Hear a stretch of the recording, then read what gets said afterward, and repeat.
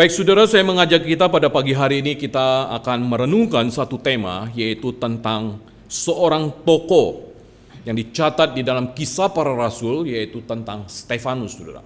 Dan tema hari ini yaitu Stefanus setia sampai mati. Baik saudara, kita akan membuka satu bagian firman Tuhan kita dari Kisah Para Rasul pasalnya yang ke-7, ayatnya yang ke-57 sampai dengan ayatnya yang ke-60, saudara. Mari Bapak Ibu, saya mengajak kita untuk kita membaca kembali dari ayatnya yang ke-57 sampai dengan ayatnya yang ke-60. Baik. 3, 2, 1.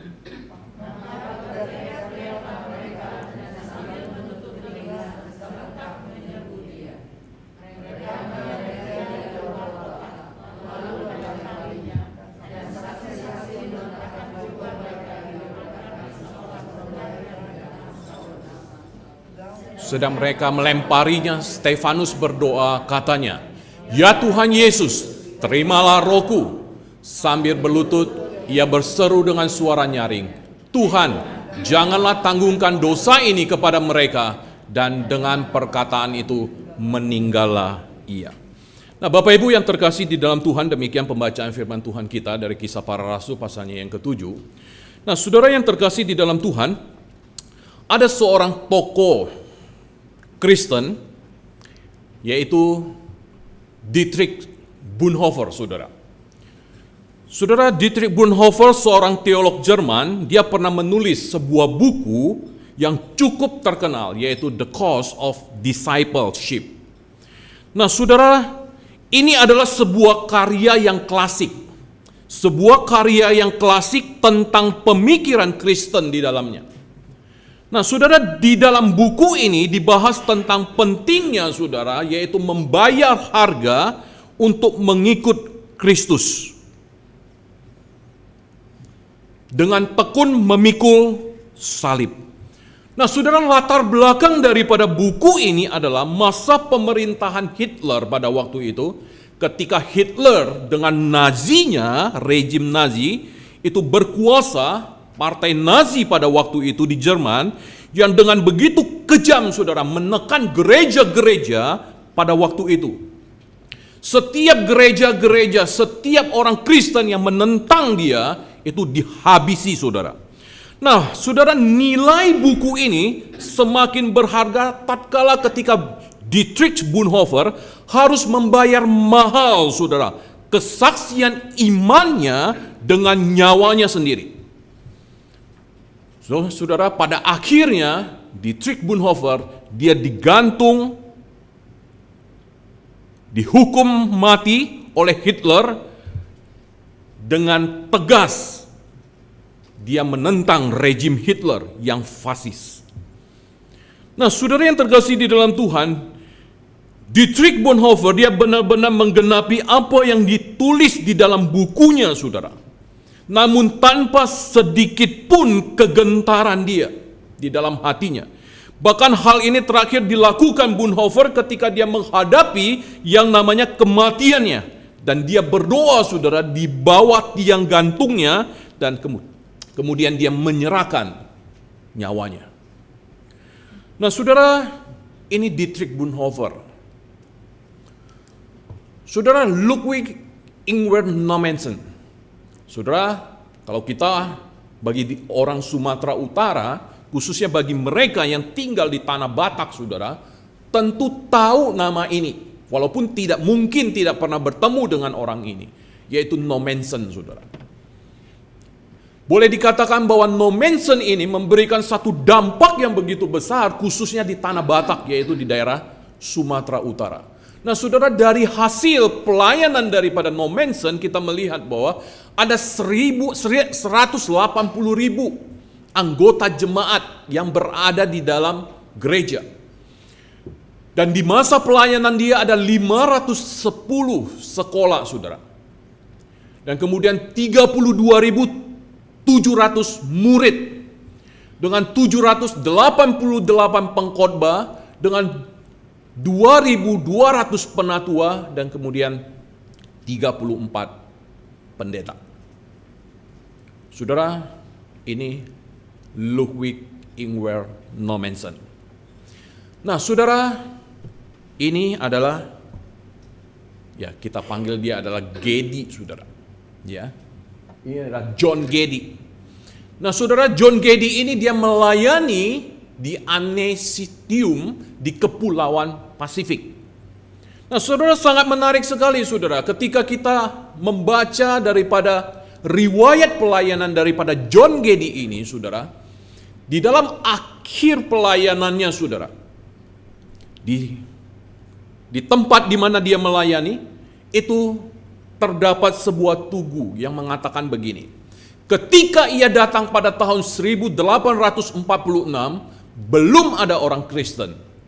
Tetapi ketika ia pergi pada tahun 1872, tidak ada lagi orang yang tidak percaya kepada Tuhan. Itulah John Geddy. Nah, Bapak Ibu yang terkasih di dalam Tuhan, dari ketiga tokoh ini, Dietrich Bonhoeffer, Nommensen, bahkan John Geddy ini, saudara, kita melihat, saudara, bagaimana kehidupan mereka ketika mereka di dalam pelayanan, di dalam panggilan mereka berani, saudara, mempertahankan iman mereka, walaupun pada akhirnya kita melihat bahwa Nommensen meninggalnya tidak seperti yang terjadi dengan kehidupan Dietrich Bonhoeffer, bahkan John Geddy sendiri pun. Nah, saudara yang terkasih di dalam Tuhan, saudara, hari ini kita belajar tentang Stefanus di dalam Kisah Para Rasul pasalnya yang ke-7.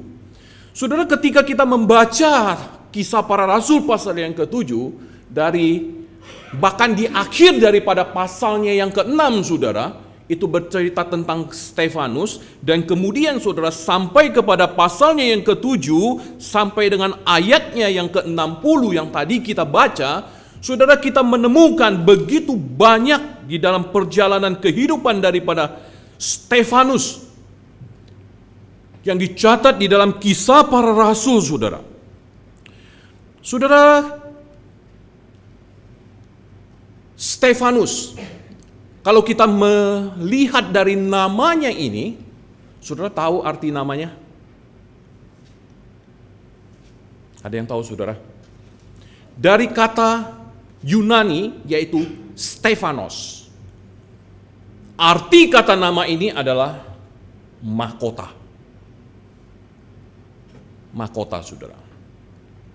Saudara, ketika kita menyanyikan pujian tadi, ada satu kata di situ, yaitu mahkota kehidupan, yang didapatkan dari akhir pelayanan daripada seorang anak Tuhan yang berani mempertahankan imannya walaupun sampai kepada kematian. Nah, saudara yang terkasih di dalam Tuhan, Bapak Ibu yang terkasih di dalam Tuhan, Stefanus, saudara, kalau kita melihat di dalam kehidupan Stefanus, ketika kita membaca Kisah Para Rasul pasalnya yang ke-6, dari pasal yang di akhir pasal 6 sampai di awal pasalnya yang ke-7, saudara, maka kita sedikit tahu banyak siapa sesungguhnya Stefanus ini. Stefanus ini adalah satu dari 7 diaken yang dipilih pada waktu itu di gereja mula-mula. Dan kemudian dikatakan juga, saudara, bahwa Stefanus ini juga adalah seorang anak Tuhan yang penuh dengan iman dan juga dengan Roh Kudus. Bahkan dikatakan bahwa Stefanus ini juga punya karunia dan kuasa, saudara. Itu dicatat di dalam Kisah Para Rasul. Bahkan Stefanus ini adalah sebagai pengkhotbah, apologet, pembela agama Kristen yang sangat terbuka, sangat terkemuka, saudara. Dari mana kita bisa mengetahuinya, saudara? Saudara, ketika kita membaca, saudara, di dalam Kisah Para Rasul yang ke-7 ini, dari awal, saudara, kita melihat bagaimana Stefanus berargumentasi ketika dia ada di Mahkamah Agama Yahudi. Stefanus berargumentasi dengan orang-orang Yahudi pada waktu itu, saudara, di dalam khotbahnya, di dalam pembelaan Stefanus di hadapan Mahkamah Agama Yahudi, Saudara, dia menyimpulkan, saudara, ada dua hal. Ada dua hal yang sangat penting yang dia simpulkan di dalam argumentasi dia dengan mahkamah Yahudi pada waktu, agama Yahudi pada waktu itu. Yang pertama, saudara, di dalam argumentasi itu, yaitu adanya bait suci itu tidak menjamin orang Israel beribadah kepada Tuhan. Saudara, adanya bait suci tidak menjamin orang Israel beribadah kepada Tuhan. Sebaliknya, para bapa leluhur mereka, saudara, tidak mempunyai bait suci di dalam penggembaraan mereka, tetapi mereka tetap menyembah Tuhan. Itu yang pertama, saudara. Dan yang kedua, saudara, di dalam argumentasi itu dengan mahkamah agama Yahudi, dia mengatakan bahwa bangsa Israel sejak zaman Musa di dalam perjanjian lama, saudara, selalu memberontak kepada Tuhan dan menentang utusan-utusannya, nabi-nabi pada waktu itu, ya, yang berpuncak pada penentangan mereka terhadap Tuhan Yesus. Ketika Yesus disalibkan. Salibkan dia, saudara. Di situ puncaknya, saudara. Nah, saudara, ini yang dilakukan oleh Stefanus ketika dia membela. Dia bukan membela dirinya, tetapi dia membela, saudara, imannya kepada Tuhan. Nah, saudara yang terkasih, itulah sebabnya, saudara, mengapa Stefanus mengecam keras sikap mereka tersebut dengan menuduh mereka sebagai apa dikatakan di dalam Kisah 7 ayat 51 sampai dengan ayat yang 53 dikatakan, orang-orang yang keras kepala dan yang tidak bersunat hati dan telinga, dan mereka selalu menentang Roh Kudus. Itu yang dikatakan Stefanus di dalam mahkamah agama Yahudi, saudara. Nah, saudara yang terkasih di dalam Tuhan,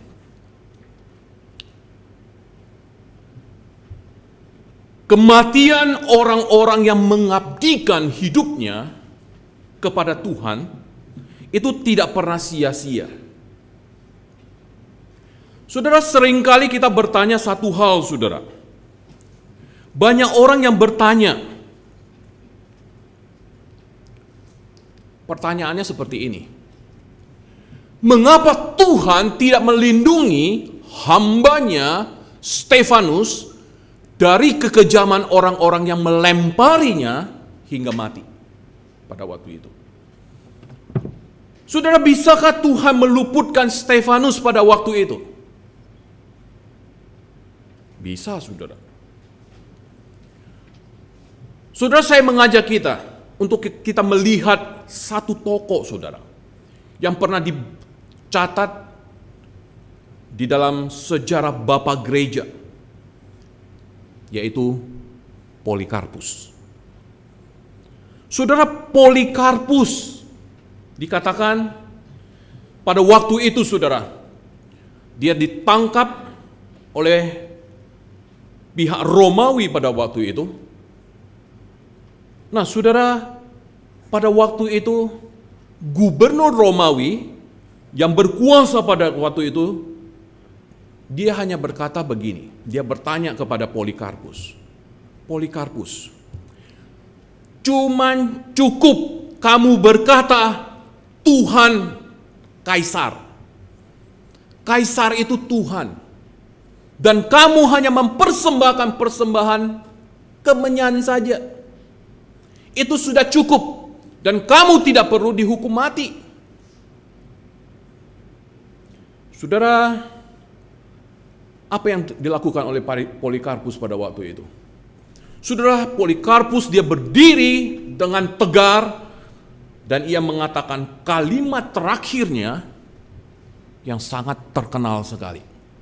Dia berkata begini, selama 86 tahun aku telah mengabdi kepada Kristus dan dia tidak pernah menyakitiku. Bagaimana aku dapat mencaci Dia yang telah menyelamatkanku. Saudara, 86 tahun saudara di dalam hidupnya Polikarpus, Kristus menyatakan kasih-Nya kepada dia. Sudah 86 tahun. Masakan saat ini saya harus menyangkali dia. Saudara, kita tahu akhir cerita ini. Di mana Polikarpus kemudian dibakar hidup-hidup. Nah saudara, apakah dia mati? Polikarpus mati nggak saudara ketika dia dibakar hidup-hidup? Saudara, ketika ada di tiang gantung dia dibakar saudara. Di tengah-tengah ketika tiang gantung itu berdiri, di sekelilingnya itu dikelilingi oleh api saudara. Dia tidak terbakar sama sekali. Nah saudara, ketika melihat kenapa dia ini tidak terbakar, orang ini yang tergantung di atas kayu ini, yang sedang dibakar, tapi tidak terbakar saudara. Dan kemudian apa yang dilakukan oleh pihak Romawi pada waktu itu, tentara Romawi? Mereka menusuk Polikarpus, dan kemudian darahnya keluar dari tubuhnya, dikatakan, nah ini disaksikan saudara, dicatat di dalam sejarah, bahwa darah yang keluar dari tubuhnya itu mematikan api-api yang ada di sekelilingnya.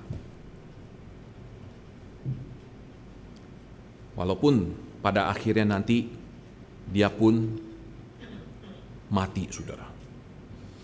Nah saudara yang terkasih di dalam Tuhan, kita bisa melihat saudara, di dalam sejarah, di dalam perjalanan kehidupan kekristenan, begitu banyak anak-anak Tuhan yang rela mempertahankan hidupnya, imannya, walaupun sampai kepada mereka harus mati. Saudara, kematian orang-orang yang mengabdikan hidupnya kepada Tuhan itu tidak pernah sia-sia. Kenapa saudara? Karena kematian mereka itu memberikan satu dampak yang besar bagi orang lain.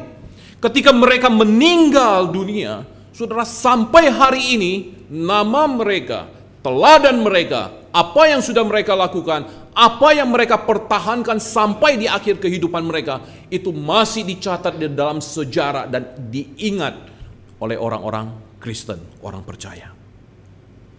Nah saudara yang terkasih di dalam Tuhan, Stefanus. Saudara, ketika Stefanus berargumentasi, ketika dia sedang ada di dalam mahkamah agama Yahudi, saudara. Walaupun ketika kita membaca bagian ini di dalam Kisah 7, yang tadi sudah kita baca, toh akhirnya dia kemudian dirajam sampai mati.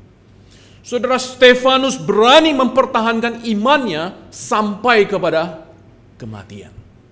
Tetapi yang menarik saudara, ketika kita belajar dari Stefanus yang begitu setia sampai mati di dalam hidupnya mempertahankan imannya, saudara, hari ini saya mengajak kita untuk kita belajar dua hal saudara.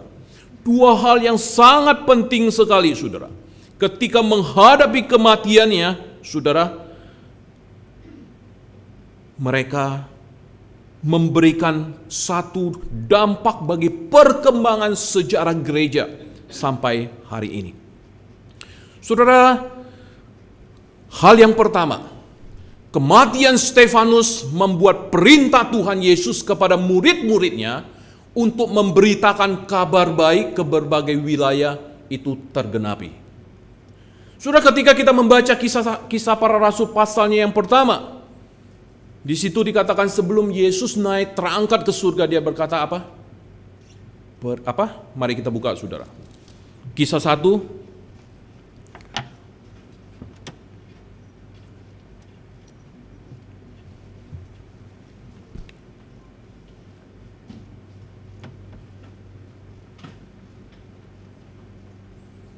ayat yang ke-8 saudara. Tetapi kamu akan menerima kuasa kalau Roh Kudus turun ke atas kamu, dan kamu akan menjadi saksiku di Yerusalem, di seluruh Yudea dan Samaria, dan sampai ke ujung bumi. Nah saudara yang terkasih di dalam Tuhan, Kita melihat saudara, kematian Stefanus ini menggenapi apa yang diperintahkan oleh Yesus kepada murid-muridnya. Bahkan itu pun dicatat di dalam Matius pasalnya yang ke-28, yang kita kenal dengan amanat agung saudara. Untuk pergi memberitakan, jadikan semua bangsa muridku, baptislah mereka, supaya mereka boleh menjadi murid-murid Kristus. Nah saudara yang terkasih di dalam Tuhan, kematian Stefanus ini saudara, menimbulkan masa aniaya yang begitu besar. Penganiayaan besar sejak kenaikan Tuhan Yesus ke sorga. Dan hal ini membuat semua anggota jemaat mula-mula, kecuali rasul-rasul, pada waktu itu mereka terpaksa saudara meninggalkan Yerusalem pada waktu itu, dan kemudian mereka tersebar di seluruh Yudea, Samaria, bahkan mereka pergi saudara sampai kepada Antioquia. Nah saudara, di mana mereka mendirikan gereja non-Kristen pertama di dunia, yang kelak menjadi pusat misi sedunia yang membawa kabar baik hingga ke ujung bumi, dengan Rasul Paulus sebagai penginjil utamanya. Nah saudara yang terkasih di dalam Tuhan, kita melihat saudara apa yang terjadi di dalam perjalanan kehidupan daripada Stefanus yang memberikan dampak bagi pelayanan penginjilan. Saudara, kita melihat ini menggenapi apa yang Tuhan Yesus perintahkan agar mereka membawa kabar baik ke Yudea, Samaria, bahkan sampai ke ujung bumi. Dan saudara, apa yang dikatakan ini benarlah yang disaksikan oleh Tertullianus 1150 sampai 220 Masehi saudara.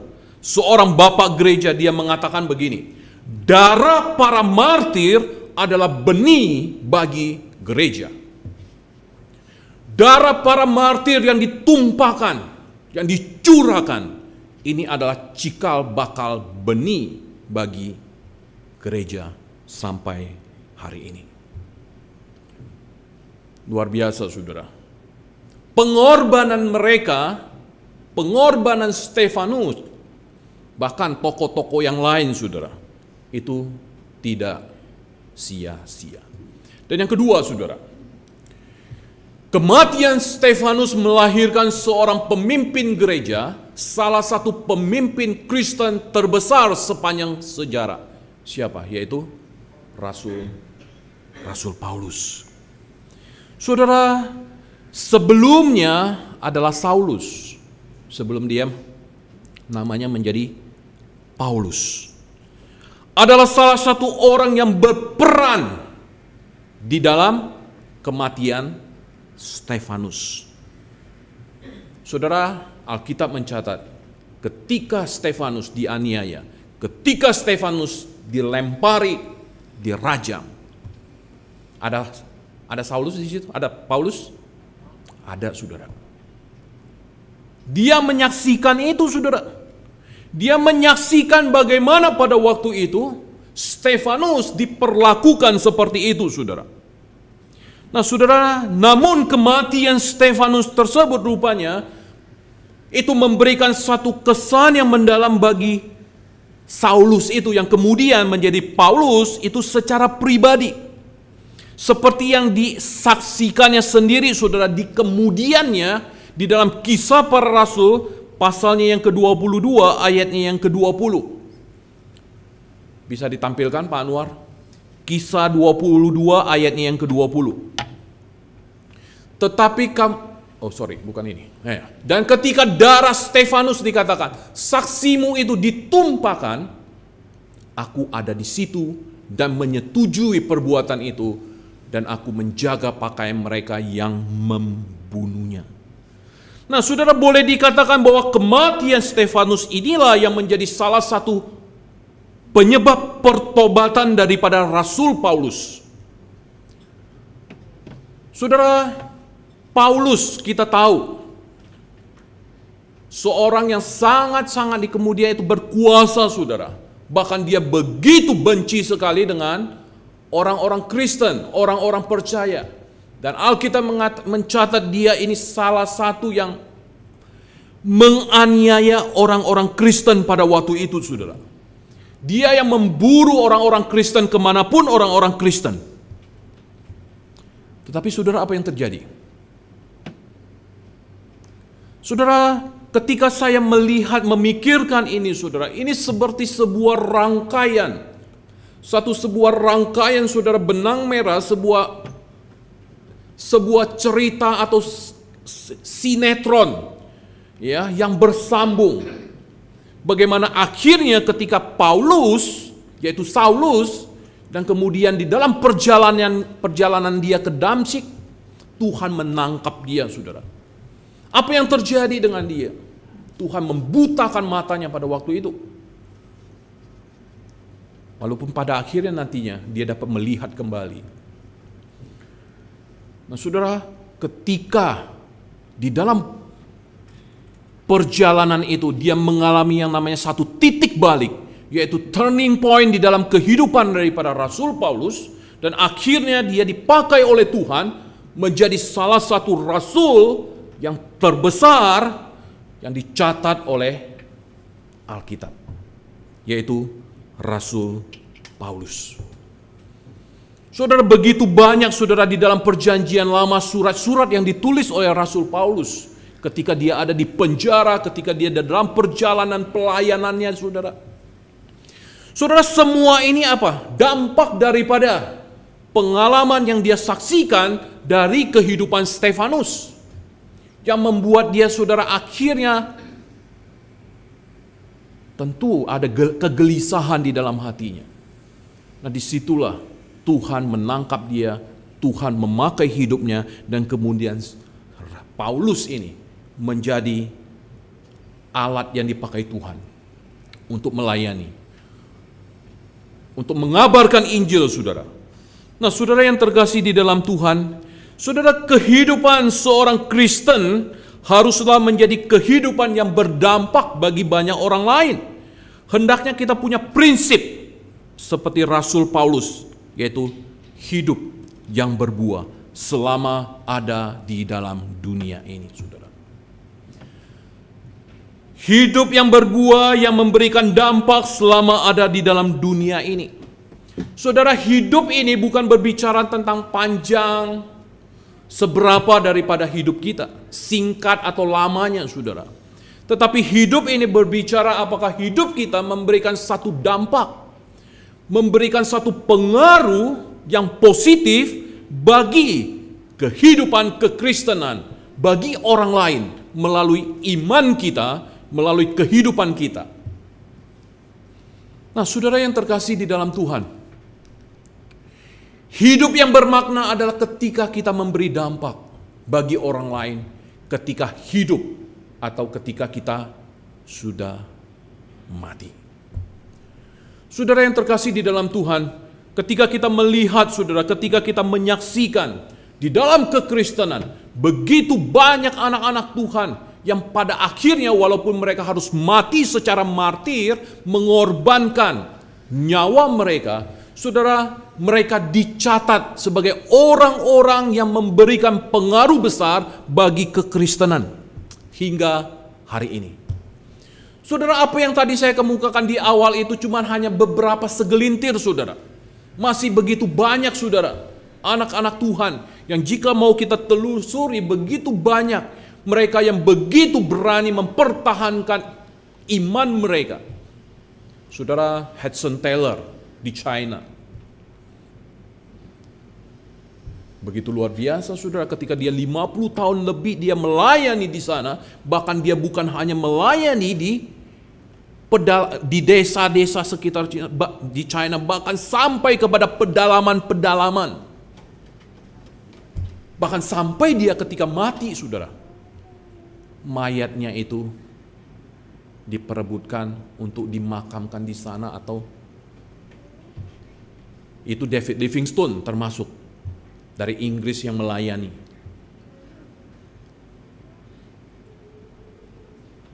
Saudara, David Livingstone ketika dia melayani di Afrika, saudara, ketika dia sampai di akhir daripada hidup dan bahkan dia mati, pada waktu itu. Jasadnya mau dikuburkan di sini atau dibawa balik, saudara. Kenapa sampai begitu orang, dalam tanda kutip, udah biarkan saja ini dikubur di sini? Tidak, ini harus dibawa ke sana untuk dikubur. Saudara, karena apa? Karena mereka memberikan satu dampak yang besar bagi kekristenan, bagi orang-orang yang belum percaya pada waktu itu, di mana ketika mereka melayani. Nah, saudara yang terkasih di dalam Tuhan, kehidupan Stefanus pun itu memberikan satu dampak yang besar. Bahkan di dalam Kisah Para Rasul, saudara, boleh dikatakan pasal ini pun termasuk yang paling banyak berbicara tentang Stefanus itu sendiri. Nah, saudara yang terkasih di dalam Tuhan, pertanyaannya bagi kita, saudara. Pertanyaan pun itu dibagi diri saya secara pribadi. Apakah berani, saudara, mempertahankan iman kita sampai kepada kesudahan di dalam akhir hidup kita? Sekali lagi saya mengatakan, saudara, hidup ini bukan bicara soal panjang atau pendeknya. Kapanpun, anytime pun, saudara, kita bisa dipanggil Tuhan. Tetapi saudara, sebelum kita dipanggil Tuhan, apakah kehidupan kita sampai hari ini adalah kehidupan yang memberikan satu dampak yang besar bagi kekristenan di sekitar kita, saudara? Kita tidak usah berbicara di seluruh dunia. Kita berbicara di sekitar kita, di dalam keluarga kita, di dalam kehidupan pekerjaan kita, di dalam lingkungan kita, di mana kita ditempatkan, saudara. Apakah kehidupan kita sudah memberikan satu dampak yang besar bagi orang-orang di sekeliling kita? Nah, saudara, kematian Stefanus, seorang martir yang mempertahankan imannya setia sampai mati, hari ini, saudara, itu masih tetap menjadi satu teladan yang luar biasa bagi kita. Bahkan apa yang terjadi dengan Stefanus pun mungkin, saudara, diikuti oleh anak-anak Tuhan yang lain, orang-orang Kristen yang melayani dimanapun, saudara. Ketika mereka terpanggil, ketika mereka melayani Tuhan, ketika mereka mempertahankan iman mereka sampai ke kesudahannya. Nah, saudara yang terkasih di dalam Tuhan, tidak mudah memang, betul. Tapi disitulah, saudara, kuasa Tuhan. Kuasa Tuhan yang menyertai daripada setiap anak-anak Tuhan yang setia, taat kepada panggilan Tuhan di dalam kehidupan mereka. Nah, saudara yang terkasih di dalam Tuhan, biarlah apa yang kita pelajari dari Stefanus ini, saudara, mengingatkan kembali kepada kita, iman kita kepada Tuhan. Sampai kepada satu titik, ketika kita diperhadapkan kepada situasi, saya ingin mengatakan, situasi kita pun belum tentu sama seperti yang dialami oleh Stefanus. Situasi kita pun belum tentu sama seperti yang dialami oleh Rasul Paulus. Situasi kita pun belum tentu sama seperti apa yang dialami oleh Rasul Petrus, saudara, oleh rasul-rasul yang lain. Tetapi hari ini kita diperhadapkan, iman kita, kepercayaan kita, pegangan kita, beranikah kita mempertahankan itu sampai kepada akhir daripada kehidupan kita? Kiranya apa yang kita pelajari hari ini, saudara, dari seorang tokoh yaitu Stefanus ini, boleh terus mendorong kita untuk kita berani, saudara, apapun konsekuensi, resiko apapun, kita berani untuk mempertahankannya demi Kristus yang sudah mati bagi kita di atas kayu salib, bagi saudara dan juga bagi saya. Tuhan memberkati kita. Mari kita tundukkan kepala kita berdoa. Bapa di dalam surga, kami mengucap syukur pada pagi hari ini ketika kami merenungkan kebenaran firman-Mu ya Tuhan. Ketika kami belajar dari sosok tokoh yaitu Stefanus. Tuhan, Stefanus ini mengingatkan kepada kami perjalanan kehidupan kami sebagai anak-anak Tuhan, sebagai orang Kristen. Mungkin akhir hidup kami tidak sama seperti Stefanus. Mungkin akhir hidup kami tidak sama seperti Rasul Paulus. Mungkin akhir hidup kami tidak sama dengan tokoh-tokoh Kristen lain yang sudah terlebih dahulu menyatakan iman mereka di hadapan Tuhan, bahkan di hadapan dunia ini. Oleh sebab itu Tuhan, kiranya Tuhan tolong kami di tengah-tengah dunia ini ketika kami hidup, ketika Tuhan menempatkan kami di tengah-tengah dunia ini. Tentu banyak hal, tantangan, rintangan yang akan kami hadapi, khususnya iman kami. Tetapi biarlah semua ini tidak melunturkan semangat iman kami, untuk kami tetap yakin dan percaya kepada Tuhan. Terima kasih Bapa. Kami bersyukur, biarlah melalui firman Tuhan ini menolong kami untuk mengingat kembali bagaimana pengorbanan mereka yang sudah menjadi martir bagi kekristenan. Terima kasih Tuhan, inilah doa kami, syukur kami, terpujilah nama-Mu. Di dalam nama Tuhan Yesus, kami berdoa dan kami mengucap syukur. Amin.